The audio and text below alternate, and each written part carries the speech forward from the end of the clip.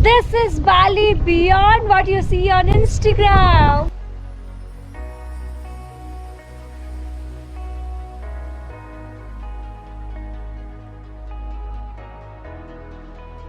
बाली का नाम आते ही हमारे माइंड में आ जाती है इंस्टाग्राम की वो सारी पोस्ट जो हमने आज तक देखी है, जिसमें स्विंग होता है, ब्यूटीफुल से बीचेस होते हैं, राइस टेरेस गार्डन्स होते हैं और जिसकी वजह से हमें लगता है कि ये एक बहुत ही लग्जरी सा डेस्टिनेशन है। लेकिन मैं आपको बताने वाली हूँ कि Bali is one of the cheapest destinations जो आप इंटरनेशनल ट्रिप की तरह कर सकते हैं। आप अगर हनीमून प्लान कर रहे हैं या अपनी एनिवर्सरी, तो this destination could be best, और वो भी आपके पॉकेट के लिए बिल्कुल फ्रेंडली ट्रिप हो सकती है।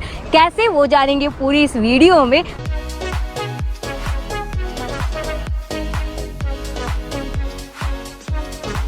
बाली कहाँ है, बाली कैसे पहुंचा जाए, क्या बाली में वेज फूड अवेलेबल है, ये बाली आने के बाद में आपके पास में कौन कौन से स्टे ऑप्शन होंगे, यहाँ पे वीज़ा एंड डॉक्यूमेंटेशन के लिए क्या लगेगा, बाली का कल्चर कैसा है, बाली आने के लिए बेस्ट टाइम कौन सा होगा, बाली घूमने अगर आप आ रहे हैं तो करेंसी कितनी रखनी होगी और यहाँ की करेंसी कैसी है, बाली घूमने के लिए आपका बजट क्या होगा और कितने नंबर ऑफ डेज के लिए आपको यहाँ पे आना चाहिए, क्या बाली आना सिर्फ एक हाइप बन गया है या यहाँ आना वर्थफुल है।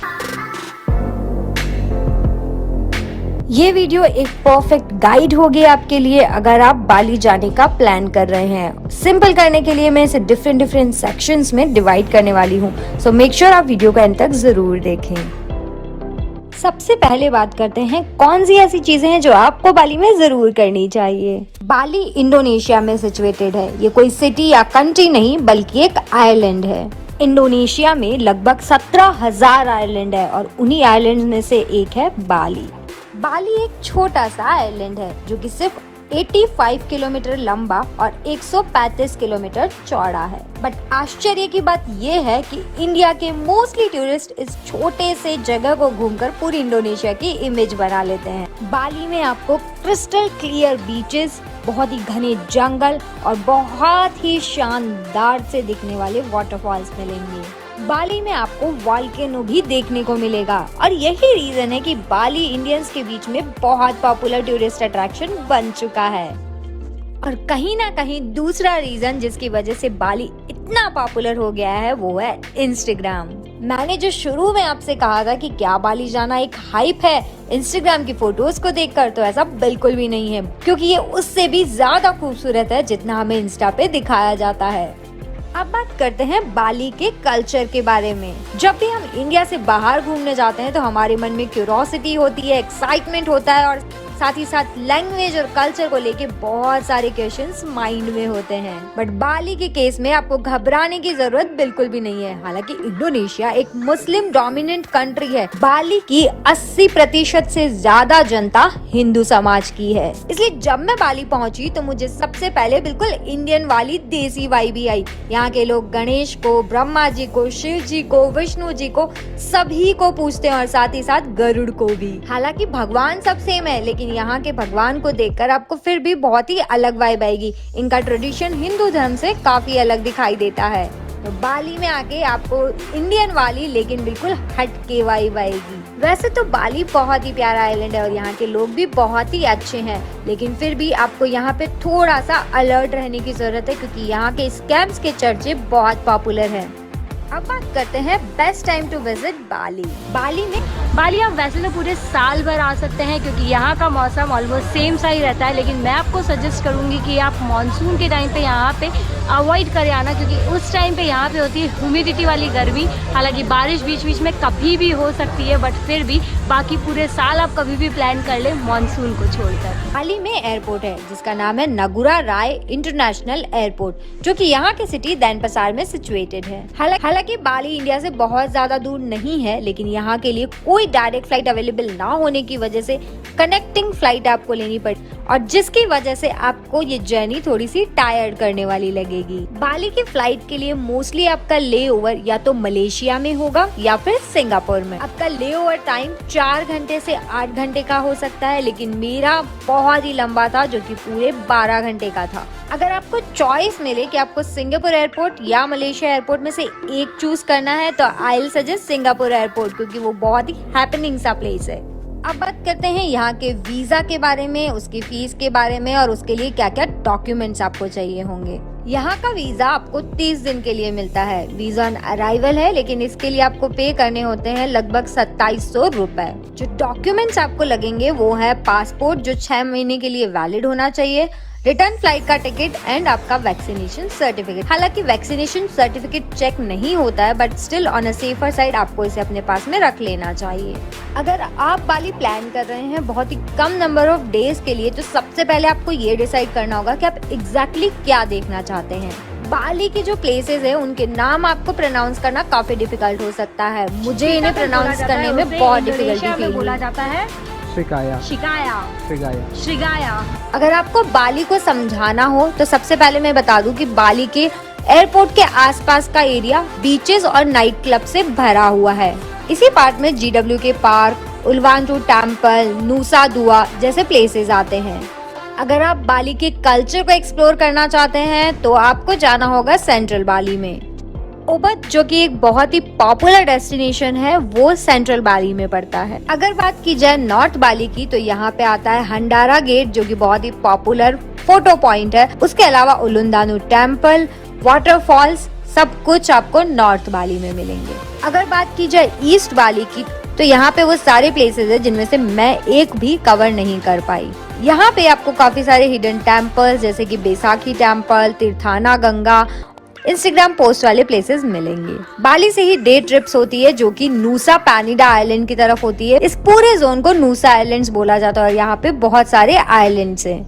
अगर आप पार्टी एनिमल हैं तो आप नूसा पैनिडा की जगह पे गिली आइलैंड भी जा सकते हैं क्योंकि इसे पार्टी कैपिटल ऑफ बाली कहा जाता है। अब बात करते हैं बाली में स्टे ऑप्शंस के बारे में। बाली के स्टे आपको इंडिया के कंपैरिजन में काफी चीप मिलेंगे क्योंकि यहाँ पे आपको कम प्राइस में अच्छी फैसिलिटीज मिल जाएंगी। मोस्टली लोग जिन जगहों पर रहना पसंद करते हैं वो है कूटा, सेमिनियाक, चैंगू एंड उबुद। बाली में आपको भारी ट्रैफिक का सामना करना पड़ेगा, तो आप जब एक प्लेस से दूसरे प्लेस पे जाएंगे तो आपका स्टे ऑप्शन सही से चूज करना बहुत इंपॉर्टेंट है, अदरवाइज आपका मोस्टली टाइम यहाँ के ट्रैफिक में ही निकल जाएगा। अब बात करते हैं बाली में फूड ऑप्शंस के बारे में। अगर आप नॉन वेजिटेरियन हैं तो बाली में आपके पास में खाने को ढेरों ऑप्शन होंगे, स्पेशली सी फूड। लेकिन अगर आप वेजिटेरियन हैं तब भी आपको कोई इशू नहीं होगा क्योंकि यहाँ पे बहुत सारे इंडियन रेस्टोरेंट्स हैं जो प्योर वेज तो नहीं लेकिन वेजिटेरियन फूड काफी अच्छा सर्व करते हैं। यहाँ की सबसे पॉपुलर वेज डिशेस में है नासी गोरेंग जिसे कि हम फ्राइड राइस बोल सकते हैं, और दूसरा है माई गोरेंग यानी कि नूडल्स। मैं आपको बॉलीवुड मसाला रिकमेंड करूंगी जो कि कोटा में ही है। बहुत ही रीजनेबल और अच्छे टेस्ट वाला फूड सर्व करता है। मैंने यहाँ का बफे लिया था और मुझे काफी अच्छा इसका टेस्ट लगा। अब बात करते हैं बाली के अंदर आप कैसे घूम सकते हैं, यानी लोकल ट्रांसपोर्टेशन के क्या क्या ऑप्शंस है। बाली में पब्लिक ट्रांसपोर्ट जैसी कोई चीज नहीं है, यानी कि यहाँ पे लोकल बसेस नहीं चलती है। यहाँ पे आप कैब सर्विसेज या फिर स्कूटी हायर कर सकते हैं या फिर ग्रैब जैसे ऐप से शेयर्ड बाइक का भी यूज कर सकते हैं। यहाँ पे हर कोने में स्कूटी रेंटल की सर्विसेज देख सकते हैं, वहां से आप स्कूटी हायर कर सकते हैं। अगर आपको ऐप से करनी है तो क्लुक जैसे ऐप से या फिर ग्रैब नामक ऐप से आप स्कूटी हायर कर सकते हैं। अब बात करते हैं सिम कार्ड के बारे में। यहाँ पे आपको होटल्स में वाईफाई मिलेगा। अगर आपको दिन भर इंटरनेट की कोई आवश्यकता नहीं है तो आप बिना सिम के भी यहाँ पे काम चला सकते हैं। यहाँ पे सिम लेना बहुत ही आसान है, आप अपने पासपोर्ट की मदद से सिम कार्ड ले सकते हैं। आप एयरपोर्ट से सिम कार्ड बिल्कुल भी ना खरीदें क्योंकि यहाँ पे बहुत ही एक्सपेंसिव सिम आपको मिलेगी। बाली की करेंसी इंडोनेशियन रुपया है जिसे IDR बोला जाता है। इंडिया का 1 रुपया लगभग 180 इंडोनेशियन रुपया के बराबर होता है। यहाँ पे आप एक्सचेंज जब करवाएंगे तो आपके पास ढेरों नोट तो आ जाएंगे लेकिन स्पेंड आपका ऑलमोस्ट इक्वली होगा क्योंकि यहाँ के प्राइसेस स्टार्ट ही 20,000 25,000 से होते हैं। बाली में कुछ भी अगर आप खरीदना चाहते हैं तो मार्केट्स बहुत ही चीप है और इंडिया से या फिर इंडिया से भी कुछ सस्ते दाम में आप यहाँ पे बहुत ही अच्छी क्वालिटी के कपड़े और उससे रिलेटेड कुछ भी स्टफ खरीद सकते हैं। और यहाँ पे बार्गेनिंग तो इंडिया से भी ज्यादा होती है, तो बहुत हाई चांसेस है कि आपको उसी प्राइस पे चीजें मिल जाएं। तो अगर अब बात आती है कि बाली जाने के लिए आपको पैकेज लेना चाहिए या सेल्फ टूर प्लान करना चाहिए, तो बाली जाने के लिए आपको मैं सजेस्ट करूंगी कि अगर आप हनीमून पे जा रहे हैं तो मुझे लगता है आपको पैकेज ले लेना चाहिए। लेकिन अगर आप एज सोलो ट्रिप एक्सप्लोर करने के लिए जा रहे हैं या फिर अपने फ्रेंड्स के साथ जा रहे हैं तो आप अकेले भी बैग टांग के निकल सकते हैं। अगर आप ट्रैक लवर हैं तो यहाँ पे होती है माउंट बतूर की ट्रैक, जो कि मैं रिकमेंड करूंगी क्योंकि मैंने इसके सिर्फ फोटोग्राफ्स देखे हैं, लेकिन मैं ये नहीं कर पाई ड्यू टू लेस टाइम। लेकिन आप अपने साथ में एक्स्ट्रा टाइम लेकर जाएं और ये ट्रैक ज़रूर करें। यहाँ पे कई सारे वाटर स्पोर्ट्स होते हैं जैसे कि बनाना राइड, जेट स्की और भी ढेर सारे, लेकिन बहुत ही एवरेज कैटेगरी के होते हैं और अगर आपने कभी ट्राई नहीं किए तो यहाँ पे एक बार ज़रूर ट्राई कर सकते हैं। आपका जो स्टे होगा वो नॉर्मली कूटा में होगा और नहीं है तो आप बुक करवाएं कूटा में। आपका फर्स्ट डे अगर आप लैंड करते हैं नॉर्मली आफ्टरनून तक आप आते हैं तो उस दिन नाइट में आपके पास दो ऑप्शन है, या तो आप जा सकते हैं किसी सनसेट की विजिट वाले पॉइंट पे, या फिर अगर उस दिन आप में एनर्जी और आप करना चाहते हैं पार्टी शार्टी तो आप जा सकते हैं क्लब में। मैं गई थी फिन्स नाइट क्लब में जो कि पड़ता है कूटा से ऑलमोस्ट 11 किलोमीटर के डिस्टेंस पे, और जो एरिया है वो है सेमिनाक, और आप चाहें तो सेमिनाक में भी स्टे कर सकते हैं इंस्टेड ऑफ कूटा फर्स्ट डे। बहुत से लोग प्रेफर करते हैं, अगर आप चाहते हैं थोड़ा अच्छा ऑप्शन और कम प्राइस पे तो वो भी आपके पास में है। और अगर आप बैकपैकर की तरह आ रहे हैं तो आपको वहाँ पे हॉस्टल्स के ऑप्शन भी मिल जाएंगे। तो दोनों तरह के ऑप्शन है सेमिनाक में, और उस दिन आप नाइट क्लब कर सकते हैं। बट अगर आप आ रहे हैं एक कपल की तरह और रुक रहे हैं कूटा में और आपके पास में सफिशिएंट टाइम है तो आप जा सकते हैं सनसेट पॉइंट पे। वो है टाना लॉट व्यू पॉइंट, जो कि एक वैसे तो टेम्पल है बट टेम्पल जैसा वहाँ कुछ नहीं है, सनसेट है, बहुत ही ब्यूटीफुल सनसेट होता है। कैफेज बने हुए हैं वहाँ पे, आप बहुत सारी फोटोग्राफी कर सकते हैं और अपना टाइम स्पेंड कर सकते हैं, एक बहुत ही अच्छा वाला। और फिर आप आ जाएंगे अपना नाइट स्टे करने के लिए कूटा में। सेकेंड डे आप जो ट्रिप करेंगे उसमें आपका कवर होगा JW के कल्चर पार्क, उसके अलावा आप उसमें कवर कर सकते हैं पांडवा बीच। पांडवा बीच के पास में एक और बीच है, मतलब बीचेस को कवर कर सकते हैं, और कूटा के जो प्लेसेस है लोकल JW के कल्चरल पार्क और उल्लू वाटू टेम्पल को आप इस दिन कवर कर सकते हैं। डे 3 में आप उबुद जाते हैं जहाँ पे आप कवर करते हैं monkey forest, rice terrace garden और वहाँ का जो टेम्पल है और वाटरफॉल्स भी। उसके बाद में आप जो नेक्स्ट डे है उस दिन जाते हैं डे ट्रिप पे, जो कि आपकी बहुत ही हैट्रिक ट्रिप होती है माउंट बतूर की, जो कि सनराइज पॉइंट है 2:30 पे स्टार्ट होती है, यानी लेट नाइट आप उसको स्टार्ट करते हैं और वो डे ट्रिप पूरा एंटायर चलती है। उसमें 3 से 4 पॉइंट कवर होते हैं और एंड होती है रात को। और उसके नेक्स्ट डे जो है आप करें बिल्कुल शॉर्ट ट्रिप ताकि आपकी जो अगले दिन की थकावट थी वो कम हो जाए। और इस दिन आप जाते हैं चिंतामणि और वॉल्केनो व्यू पॉइंट पे, जो कि बहुत ही शॉर्ट ट्रिप होती है। और उसके नेक्स्ट डे आप जाते हैं सबसे बेस्ट ट्रिप पे, जो कि है नूसा पैनिडा की ट्रिप। और मैं सजेस्ट करूँगी आप वहीं पे स्टे बुक करें, वो भी बहुत रीजनेबल आपको मिल जाएगा 1300 रुपये में, जो मैं ऑलरेडी दिखा चुकी हूँ। 1300 रुपये के स्टे में आप वहाँ रुक जाएँ और उसके अगले दिन आप वहाँ से चेकआउट करके और सीधा एयरपोर्ट चले जाए। तो दिस कुड बी योर एटिनरी। उसके अलावा भी इसमें बहुत सारे मॉडिफिकेशंस है जो किए जा सकते हैं। लाइक आप फर्स्ट डे अगर फिन्स क्लब नहीं कर पाते हैं या फर्स्ट डे बहुत लेट लैंड करते हैं तो आपने फर्स्ट डे कुछ भी नहीं किया है, तो सेकंड डे से आपकी आइटनरी स्टार्ट हुई तो नूसा पैनिडा के बाद में जिस दिन आप चेकआउट करके आते हैं उस दिन भी आपको यहाँ पे रहना पड़ेगा और उस दिन आप क्लब कर सकते हैं। मेरे अकॉर्डिंग 2 प्लेसेस जो आपको बिल्कुल मिस नहीं करने चाहिए इस आइटनरी में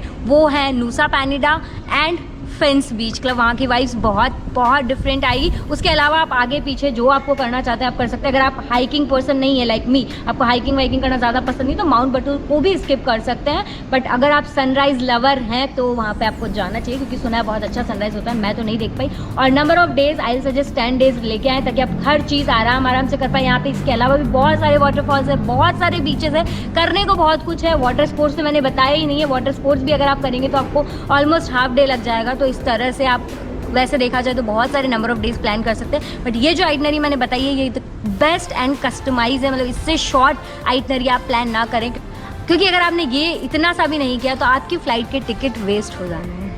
अब बात कर लेते हैं बजट की, क्योंकि हम आ रहे हैं और हॉस्टल में रुकने वाले हैं तो बजट जो है वो आपका कुछ इस तरह से होगा कि फेयर जो है फ़्लाइट का वो तो आपको 25,000 तक बियर करना ही पड़ेगा।